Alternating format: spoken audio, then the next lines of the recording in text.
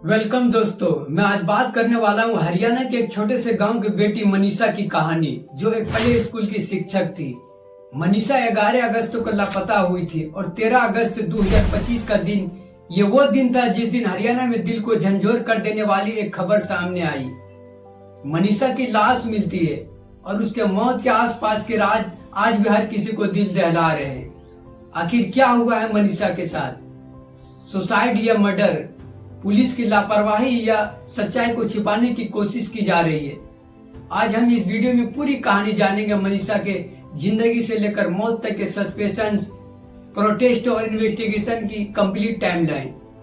Video में बने रहे क्योंकि ये सिर्फ मनीषा की आवाज नहीं है, ये हिंदुस्तान की हर बेटी के लिए जस्टिस है।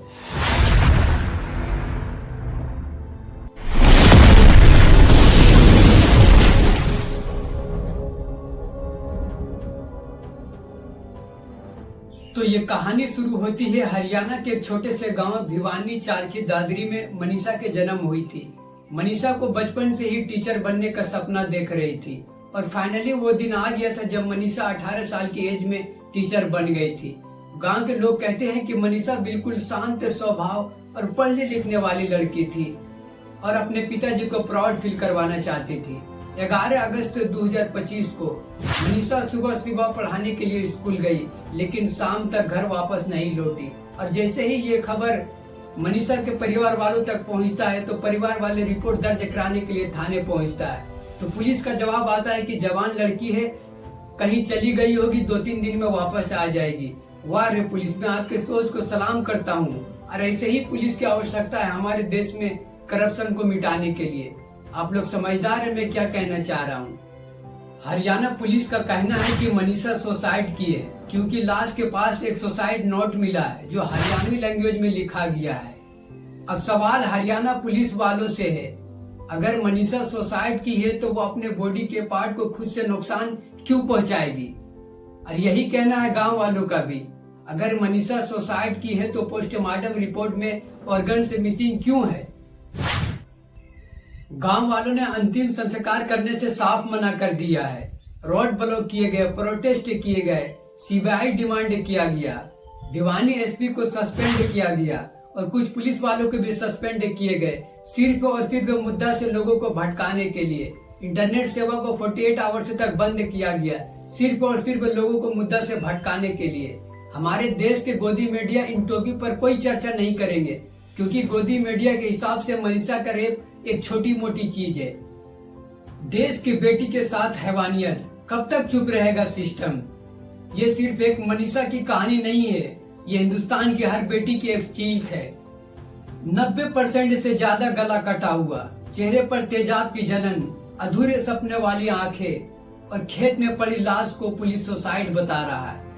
अब सवाल ये है कि आखिर कब तक? निर्भया, दामिनी और अब की बार मनीषा। हर बार नाम बदलते हैं लेकिन दरिंदगी वही रहती है।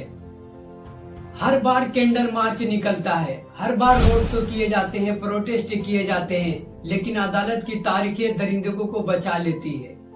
मैं पूछना चाहता हूँ हरियाणा के डबल इंजन सरकार से, क्या इंसाफ कैंडल मार्च निकालने से मिलेगा? मैं पूछना चाहता हूँ हमारे देश के प्राइम मिनिस्टर से, क्या इंसाफ अदालत की तारीख बदलने से मिलेगी? मैं पूछना चाहता हूँ हमारे देश के गृह मंत्री से, क्या इंसाफ संसद में बिल पास करवाने से मिलेगी?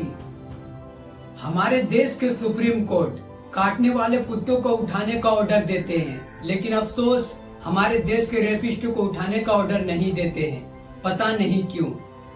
अब सोचने वाली बात यह है कि 4th जीडीपी वाले देश, जहां चाइना, जापान, अमेरिका, रसिया को पीछे छोड़ने की बात चलती हो, उस देश की बेटी ही सुरक्षित नहीं है। And this is not a question to any political party. This is a question 1.5 billion Indians.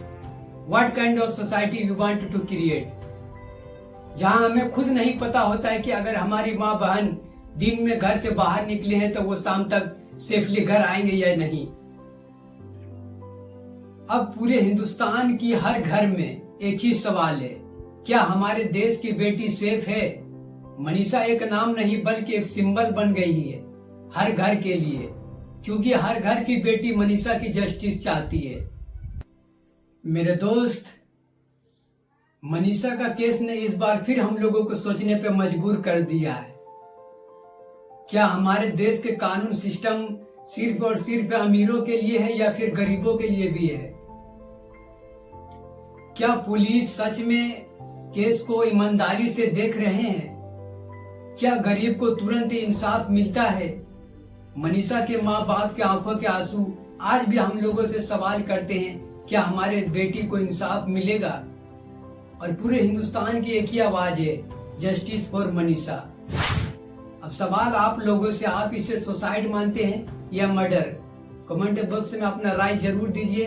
अब मेरे दोस्त वीडियो हिंदुस्तान के हर कोने तक पहुंचाइए, मनीषा के माँ बाप तक पहुंचाइए, ताकि एक आवाज बनकर हमारे सरकार तक पहुंच सके ये मैसेज।